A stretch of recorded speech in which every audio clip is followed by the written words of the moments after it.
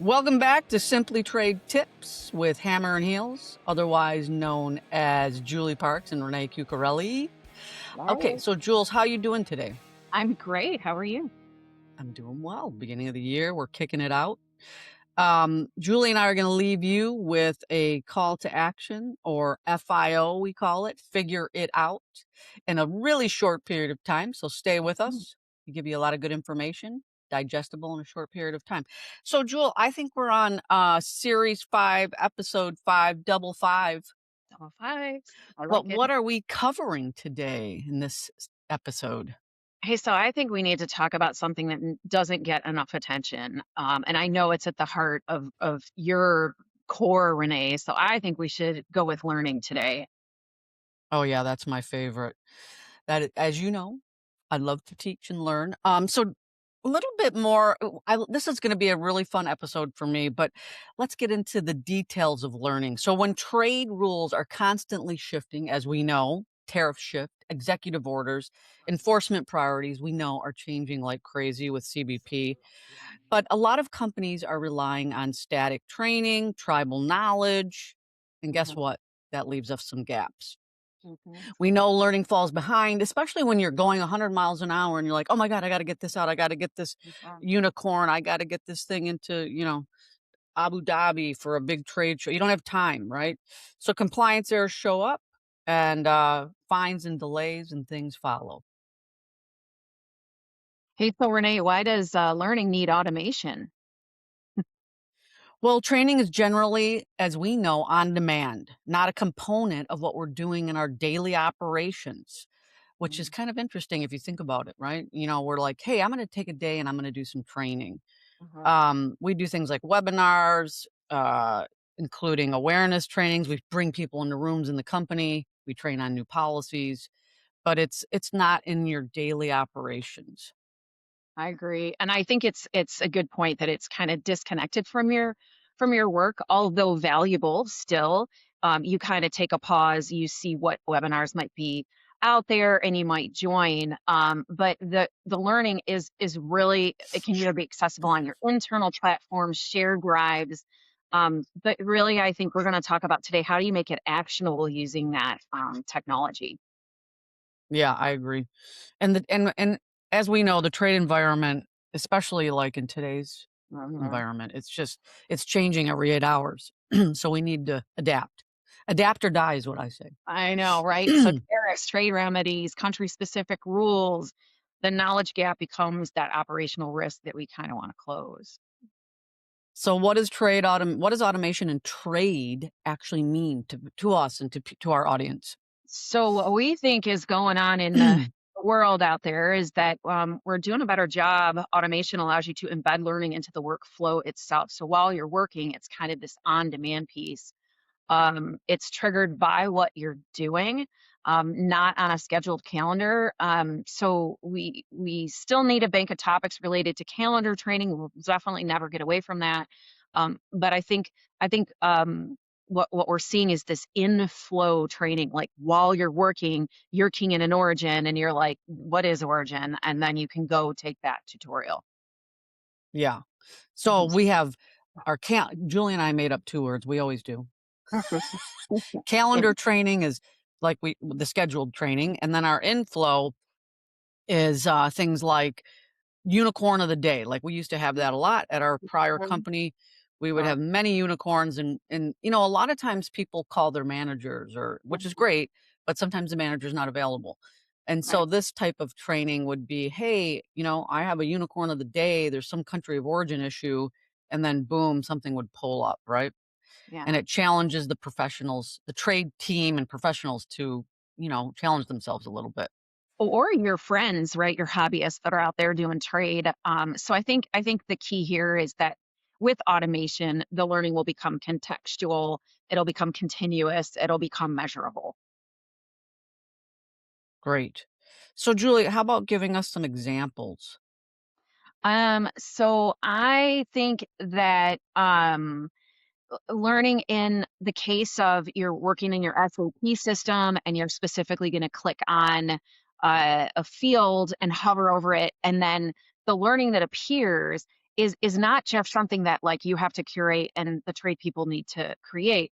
A lot of this can be created using AI from a lot of the sources that you already have. So, have you done focus training in the past? Maybe you can feed that to your AI and kind of spit out something that's a little more succinct to kind of load into these tools. So that's just one example. Renee, do you have more? Yes. So we've got role-based learning paths for importers and exporters and compliance teams. Like, for example, what's your role? Are you Mm. an audit? So then you would be trained on audit. Micro learnings triggered by errors that we're finding, which would be awesome as we're updating standard operating procedures. Um, those are kind of inflow learnings. And then embedded guidance and classification, origin, and filing tools. We know that some automated tools are doing this. And we know this too. Hyperlinks with search engines. We actually have that available to us Yeah. in different web-based tools. Right, right. And a lot of the AI So that's actually powering your back end, like of let's say free trade agreement pieces, that I'll call it when you train the baby with the data, that training the baby data can also be used to give in a more succinct fashion, in a more real time fashion to the people that are needing it at the time they need it. yeah. Yeah, and so instead of relying on memory, we're double checking ourselves, we're validating, we're verifying, and it supports the decision in real time. I know when I was managing teams of people, I found that decision making is difficult on the spot. Some people, their confidence is like, oh, this is a big deal. I better make sure. So I think that's great that this inflow real time can give the operator, the trade professional, more confidence. Right. Right. And I think too that to your point, like reducing those repeat errors. You're not retraining everyone, but you're kind of reinforcing the specific where it matters. So you're kind of getting at the heart of the person that might not know or something like that. So why we know how why do we think this is becoming urgent, this type of Right. change and Yes. training? I mean, I think it's a part of, what the enforcement agencies are looking for. They want companies to demonstrate reasonable care, whatever the global term is. It does include training and awareness, and it's not just for your broker to kind of have reasonable supervision. It's up Yeah. to importers at this point to kind of make sure. And let's face it, the import teams, based on all of our previous discussions, aren't staffed maybe appropriately, so they're leveraging hobbyists externally, and those hobbyists need to be trained. And training them real time, I think, is the best way to do it than in a herd when perhaps there's something else on their mind. Yeah. Mhm. So, when it's automated, Mm, like, I know some companies have a learning management system, we'll get in that, but you can keep track of who's trained on what mm, topic, when, yeah, and, like, like we talked about, maybe there's errors, that or updating of SOPs, we can keep track right, of that type of training, like, in connection with decisions people are making. right. And how powerful that is that in, like, using it in audit and an investigation, like, to see how many hits people had in kind of that real time in cycle learning, right? Yeah, awesome. Yeah, if you can have customs coming in the room and you're like, "Hey, here's what we got." So who benefits from this approach? Yeah, so I think it's generally in this world, right? Importers, it's all about the kind of the tariffs and duties, but mostly importers. I think with complex supply chains. I think exporters that manage controlled goods, but maybe not everything is controlled goods, so that their system can kind of alert you or warn you when you have those control goods. I think brokers onboarding new staff, right? Because it can be in cycle. I think legal and finance teams who need trade awareness of like the operations piece without becoming experts. Yeah. And I think I've kind of alluded to this. You can scale the expertise with decision making. You Right, might have two subject matter experts because they're doing this on the job inflow training real time, and you're right, not always taking the time of one maybe SME, which right, is really helpful in an operational right. perspective. Totally critical given how hard it is to hire, right? Yes. Yeah. So anyway, let's get back to learning as an infrastructure. The big idea here is the learning isn't just a side activity anymore, right? That's Right, what Julie and I are trying to say. That's the moral of the story. We right. It really is infrastructure. It's like filing systems or audit controls, like it's a key component.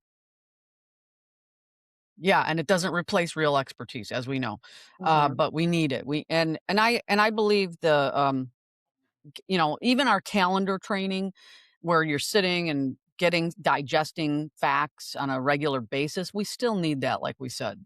Right. And I think in global trade, right, the cost of knowing isn't like a theoretical piece. It actually shows up on entries, on exports, balance sheets now. So it's not theoretical anymore. It's you got to know at the time that you're working on it. Yeah, and actually, in this environment, isn't it interesting? You really are tested on how much you know this Right. past year. But, you know, So, okay. I love going back to gosh, I love a good old fashioned valuation case. I like to kind of discuss because we haven't, and here I got my wish, right? Yeah, you got your wish. Okay, so when learning keeps the pace with trade, compliance stops being reactive, and most people say gets proactive, but we're going to say it gets resilient. Hmm. And then GTC, I have to plug GTC, obviously. We've already started doing this type of inflow real time training. We have these advanced mini courses where it's a hybrid, it's a 3-day course. You get with the instructor live asking questions. You have a e-learning. You have your own thing that you're doing online to educate yourself prior, maybe to the live Q&A.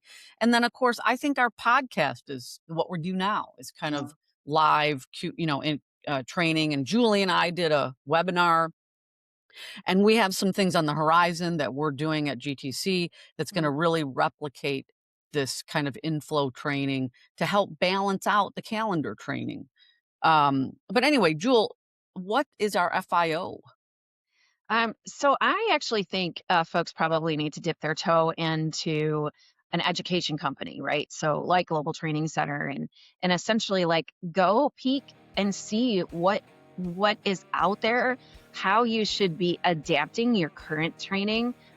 You could also reach out to your software provider and kind of. I think it's up to us to demand that they kind of take what we have and put it in, embedded into the tools that we're using all the time. So take a moment, Yeah, guys. that's Do your research. all right. All right. Thanks for listening. Come to our community, Trade Geeks, and we'll see you next time. Thanks, Renee. Thanks, Jewel.